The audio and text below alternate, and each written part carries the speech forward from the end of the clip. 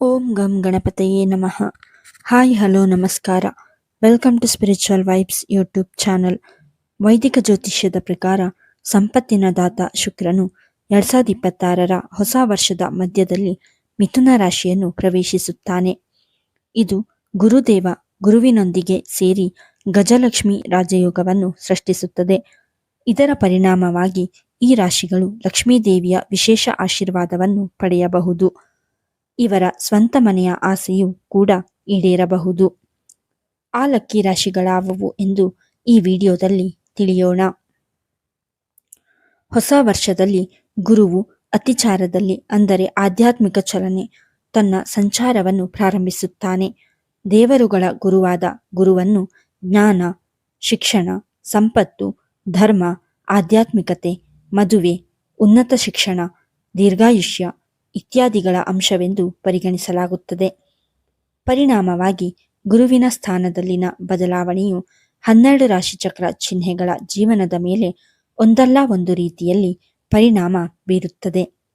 ಗುರುವು ಮೇ 2025ರಲ್ಲಿ ಮಿಥುನ ರಾಶಿಯನ್ನು ಪ್ರವೇಶ ಮಾಡಿದ್ದು, ಇದರೊಂದಿಗೆ ಗುರುವು ಅತಿಚಾರದಲ್ಲಿ ತನ್ನ ಸಂಚಾರವನ್ನು ಪ್ರಾರಂಭಿಸುವುದರಿಂದ ಮತ್ತು ಮುಂದಿನ 8 ವರ್ಷಗಳ ಕಾಲ ಇದೇ ವೇಗದಲ್ಲಿ ಮುಂದುವರಿಯುತ್ತದೆ.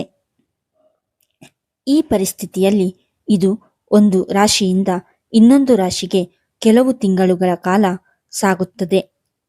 ಪರಿಣಾಮವಾಗಿ ಹೊಸ ವರ್ಷ 2026ರಲ್ಲಿ ಗುರುವು ಮಿಥುನ ರಾಶಿಯ ಜೊತೆಗೆ ಕರ್ಕ ಮತ್ತು ಸಿಂಹ ರಾಶಿಯಲ್ಲಿ ಸಾಗುತ್ತಾನೆ. ಗುರುವಿನ ಸ್ಥಾನವನ್ನು ಅವಲಂಬಿಸಿ ಅದು ಒಂದು ಗ್ರಹ ಅಥವಾ ಇನ್ನೊಂದು ಗ್ರಹದೊಂದಿಗೆ ಸಂಯೋಗ ಅಥವಾ ಅಂಶವನ್ನು ರೂಪಿಸುತ್ತದೆ. ಇದು ಶುಭ ಅಥವಾ ಅಶುಭ ರಾಜಯೋಗವನ್ನು ಸೃಷ್ಟಿಸುತ್ತದೆ. ಅದೇ ರೀತಿ ಹೊಸ ವರ್ಷದ ಮಧ್ಯದಲ್ಲಿ ಗುರುವು ಸಂಪತ್ತು ಮತ್ತು ಸಮೃದ್ಧಿಯನ್ನು ನೀಡುವ ಶುಕ್ರನೊಂದಿಗೆ ಸಂಯೋಗ ಹೊಂದುತ್ತಾನೆ. ಇದು ಪ್ರಬಲವಾದ ರಾಜಯೋಗ ಗಜಲಕ್ಷ್ಮಿಯನ್ನು ಸೃಷ್ಟಿಸುತ್ತದೆ. ಗುರುವು ಈ ರಾಜಯೋಗವನ್ನು ಮಿಥುನ ಮತ್ತು ಕರ್ಕಾಟಕದಲ್ಲಿ ಸೃಷ್ಟಿಸುತ್ತಾನೆ. ಅಂತೆಯೇ ಕೆಲವು ರಾಶಿಗಳು ಲಕ್ಷ್ಮೀದೇವಿಯ ವಿಶೇಷ ಆಶೀರ್ವಾದದೊಂದಿಗೆ ಪ್ರತಿಯೊಂದು ಕ್ಷೇತ್ರದಲ್ಲೂ ಅಪಾರ ಯಶಸ್ಸನ್ನು ಪಡೆಯಬಹುದು. ಜ್ಯೋತಿಷ್ಯದ ಪ್ರಕಾರ ಸಂಪತ್ತನ್ನು ನೀಡುವ ಶುಕ್ರನು ಮೇ 14, 2026ರಂದು ಬೆಳಿಗ್ಗೆ ಮಿಥುನ ರಾಶಿಗೆ ಪ್ರವೇಶಿಸುತ್ತಾನೆ. ಅಲ್ಲಿ ಗುರು ಈಗಾಗಲೇ ಇದ್ದಾನೆ. ಗುರು ಮತ್ತು ಶುಕ್ರರ ಸಂಯೋಗವು ಗಜಲಕ್ಷ್ಮಿ ರಾಜಯೋಗವನ್ನು ಸೃಷ್ಟಿಸುತ್ತದೆ. ಈ ರಾಜಯೋಗವು ಜೂನ್ 2ರವರೆಗೆ ಮಿಥುನ ರಾಶಿಯಲ್ಲಿ ಇರುತ್ತದೆ. ಇದರ ನಂತರ ಗುರು ಕರ್ಕಾಟಕವನ್ನು ಪ್ರವೇಶಿಸುತ್ತಾನೆ. ಅಲ್ಲಿ ಶುಕ್ರ ಜೂನ್ 8ರಂದು ಆಗಮಿಸುತ್ತಾನೆ. ಪರಿಣಾಮವಾಗಿ ಗಜಲಕ್ಷ್ಮಿ ರಾಜಯೋಗವು ಮತ್ತೆ ರೂಪುಗೊಳ್ಳುತ್ತದೆ. ಒಟ್ಟಾರೆ 2026ರಲ್ಲಿ ಗುರು ಶುಕ್ರ ಗಜಲಕ್ಷ್ಮಿ ರಾಜಯೋಗದಿಂದ ಯಾವ ರಾಶಿಚಕ್ರಗಳು ಅದೃಷ್ಟಶಾಲಿಯಾಗಿರಬಹುದು ಎಂಬುದನ್ನು ತಿಳಿಯೋಣ. 1. ವೃಶ್ಚಿಕ ರಾಶಿ. ಗಜಲಕ್ಷ್ಮಿ ರಾಜಯೋಗವು ವೃಶ್ಚಿಕ ರಾಶಿಯ 8ನೇ ಮತ್ತು 9ನೇ ಮನೆಗಳಲ್ಲಿ ರೂಪುಗೊಳ್ಳುತ್ತದೆ. ಪರಿಣಾಮವಾಗಿ ಈ ರಾಜಯೋಗವು ಈ ರಾಶಿಯಲ್ಲಿ ಜನಿಸಿದವರಿಗೆ ಸಾಕಷ್ಟು ಪ್ರಯೋಜನಕಾರಿಯಾಗಬಹುದು. ಗುರು 9ನೇ ಮನೆಯಲ್ಲಿ ಉತ್ತುಂಗಕ್ಕೇರುತ್ತಾನೆ. ಅಂದರೆ ಈ ರಾಶಿಯಲ್ಲಿ ಜನಿಸಿದವರಿಗೆ ಅದೃಷ್ಟ ಅನುಕೂಲಕರವಾಗಿರುತ್ತದೆ. ಅನಿರೀಕ್ಷಿತ ಆರ್ಥಿಕ ಲಾಭಗಳ ಜೊತೆಗೆ ದೀರ್ಘಕಾಲದಿಂದ ಬಾಕಿ ಇರುವ ಕೆಲಸಗಳು ಪೂರ್ಣಗೊಳ್ಳಬಹುದು. ನಿಮ್ಮ ಕನಸಿನ ಮನೆಯನ್ನು ಖರೀದಿ ಮಾಡಬಹುದಾದ ಸಾಧ್ಯತೆ ಇದೆ. ನಿಮ್ಮ ಪ್ರಯತ್ನಗಳು ಯಶಸ್ವಿಯಾಗಬಹುದು. ನಿಮ್ಮ ಆದಾಯ ಕ್ರಮೇಣ ಹೆಚ್ಚಾಗುತ್ತದೆ ಮತ್ತು ಭವಿಷ್ಯಕ್ಕಾಗಿ ನೀವು ಸಂಪತ್ತನ್ನು ಸಂಗ್ರಹಿಸಲು ಸಾಧ್ಯವಾಗುತ್ತದೆ. ನೀವು ಆಧ್ಯಾತ್ಮಿಕತೆಯ ಕಡೆಗೆ ಒಲವು ತೋರುತ್ತೀರಿ.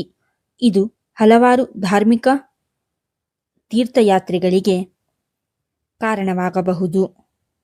ನಿಮಗೆ ಮಕ್ಕಳ ಆಶೀರ್ವಾದ ಸಿಗುತ್ತದೆ.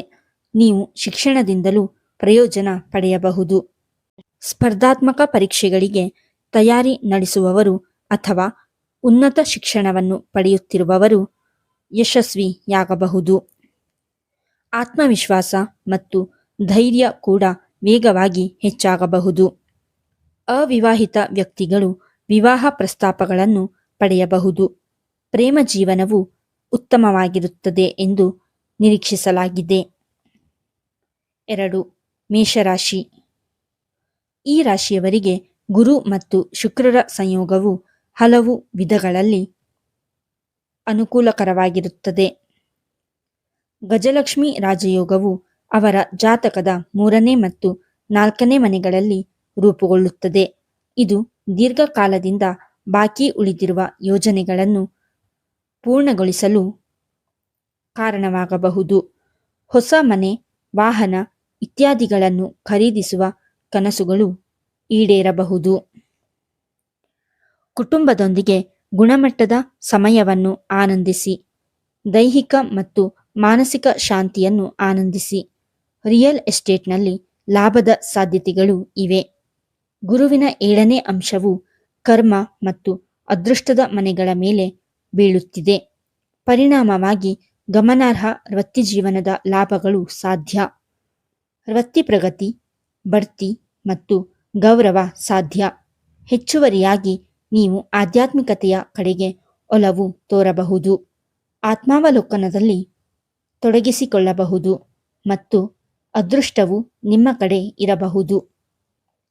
ಇದು ನಿಮ್ಮ ಜೀವನದಲ್ಲಿ ಸಂತೋಷವನ್ನು ತರಬಹುದು ಮತ್ತು ನಿಮ್ಮ ಆತ್ಮವಿಶ್ವಾಸವು ವೇಗವಾಗಿ ಹೆಚ್ಚಾಗಬಹುದು.